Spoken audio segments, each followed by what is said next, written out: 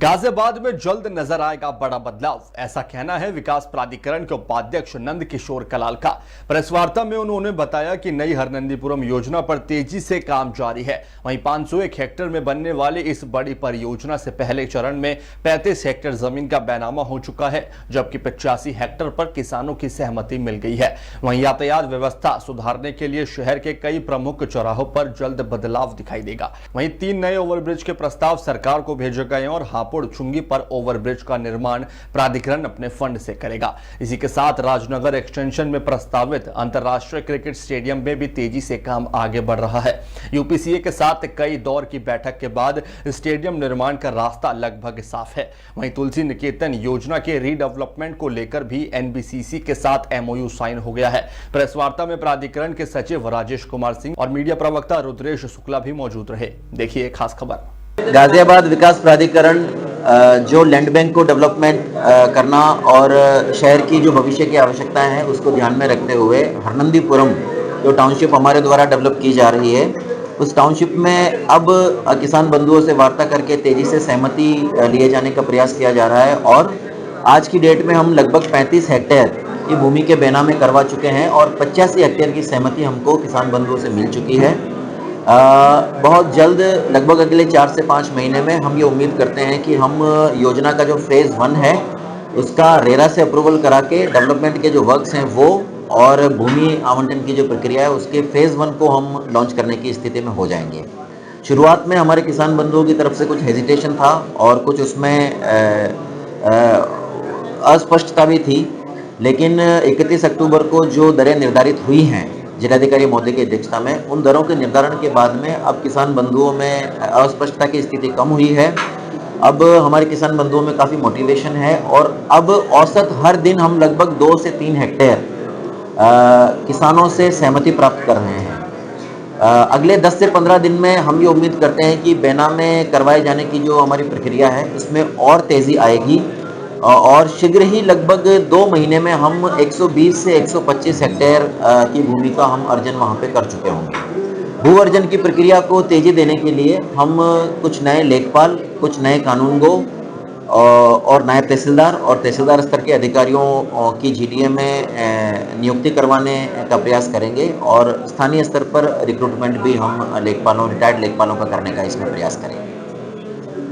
शहर में मोबिलिटी को बेहतर बनाने के लिए हरनंदीपुरम में हमने जो ट्रैकबेल हमारा ऑर्गेनाइजेशन है जिनके साथ में हमारा वहाँ पर टोपोग्राफिकल सर्वे और सैटेलाइट सर्वे किया जाना है, तो अभी 4 दिन पहले हमने उनको एनटीपी नोटिस टू प्रोसीड हमने उनको जारी कर दिया है। अब वहाँ पर सर्वे का कार्य हमारा शुरू हो गया है और हम टाइम बाउंड वे में समय अवधि के अंतर्गत ही वहाँ पर बहुत साइंटिफिक वे में सर्वे पूरा करवा देंगे और उसी सर्वे के जो हमारे फाइंडिंग्स होंगे उनको ध्यान में रखते हुए हम फेज़ 1 जो है उसको भी लॉन्च करवा देंगे। कब तक कंप्लीट होने की संभावना है? ये लगभग अगले 5 से 6 महीने में कंप्लीट हो जाएगा। सर, तुलसी निकेतन रीडेवलपमेंट में क्या कुछ है?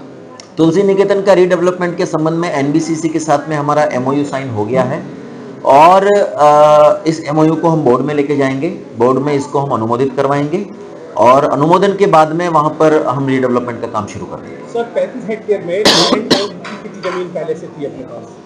35 हेक्टेयर तो वो है जो हमारी बैनामे वाली भूमि है। सर, अवैध कॉलोनियों पर लगातार जीडे का बुलडोजर चल रहा है, तो ऐसी क्या कारण बन रहे हैं कि अवैध कॉलोनियां डेली फल फूल रही हैं? जो आम आदमी है वो जीडे के पास ना आकर कॉलोनी वासी के पास कॉलोनी खरीदने जा रहा है। देखिए, कई बार आम नागरिकों में जागरूकता का अभाव होता है और कई बार अवैध कॉलोनियों के जो डेवलपर्स होते हैं वो अपनी रॉन्ग मार्केटिंग, गलत विज्ञापनों से और गलत मार्केटिंग करके और लोगों को बहलाने फुसलाने में सफल रहते हैं।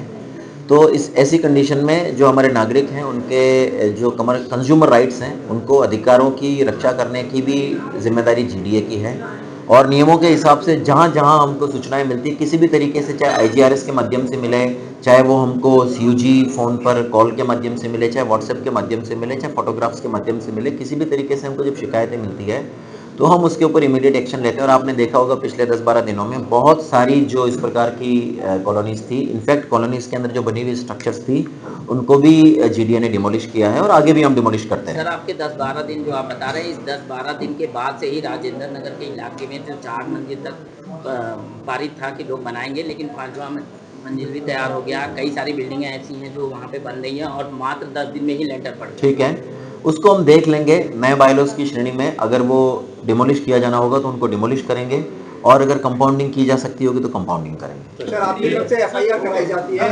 पुनर्जारियों पे, फिर वही बिल्डिंग बनाते हैं, वही कंस्ट्रक्शन करते हैं, वही प्लॉटिंग करते हैं, फिर आपकी तरफ से एफआईआर होती है, लेकिन कारगर धरती पर देखिए, जीडीए का काम डिमोलिश करना है, जीडीए का काम एफआईआर कराना है। एफआईआर होने के बाद में आगे की कार्रवाई जीडीए के स्तर से होती नहीं है। आगे की कार्रवाई जो होती है वो पुलिस के स्तर से विवेचना का उनका भाग होता है, तो उस पर तो मुझे लगता है कि पुलिस ही बेहतर कमेंट कर सकती है।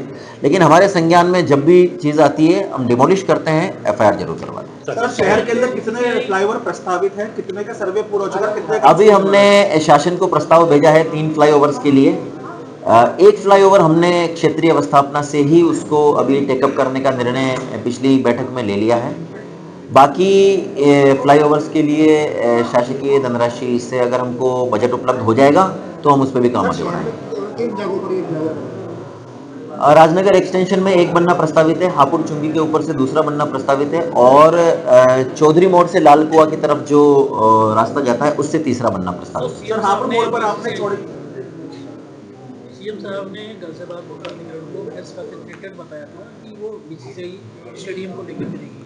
क्या कुछ आप लोगों की टॉक्स आगे चल रही हैं? उसमें हम 3 से 4 मीटिंग्स यूपी क्रिकेट एसोसिएशन के साथ में कर चुके हैं, और उसमें एक जो पहले एक इशू था कि क्या हमको वहाँ पर भू उपयोग का परिवर्तन करवाना पड़ेगा, तो हम उसी क्रम में उसका नए बायलॉज के दृष्टि से परीक्षण कर रहे हैं कि क्या कोई ऐसा रास्ता हो सकता है कि बिना भू उपयोग परिवर्तन करवाए ही स्टेडियम के निर्माण के लिए जितनी हाइट और जितनी एफआईआर हमको चाहिए वो एफआईआर उपलब्ध हो जाए। उसके ऊपर हमारी पॉजिटिवली वार्ताएं हुई हैं, और हम होपफुल हैं कि अगली बोर्ड की जो हमारी बैठक होगी उससे पहले हम इसके ऊपर कोई ना कोई पॉजिटिव आउटकम जरूर निकाल दें। ये सारी की सारी डिटेल्स हम बोर्ड में लेकर के जाएंगे। बोर्ड में जो डिसाइड हो जाएगा कि किस किस को हम लीगल ऑक्यूपेंट मानेंगे। कंसेंट तो अब तो एमओयू हमारे परसों साइन हुआ है। हाँ, एमओयू हमारा परसों साइन हुआ, ये एमओयू बोर्ड से अप्रूव होगा। अप्रूव होने के बाद में हम ग्राउंड पर पहले संवेदनशील वहाँ पर सेंसिटाइजेशन करेंगे, ओरिएंटेशन करेंगे, वहाँ पर कैंप लगाएंगे, वहाँ पर वार्तालाप करेंगे। उनके एक हापुड़ चुंगी है, उसके अलावा डीपीएस चौराहा है, बुनकर मार्ट का चौराहा जो बुनकर मार्ट बन रही है मधुबन बाप धाम,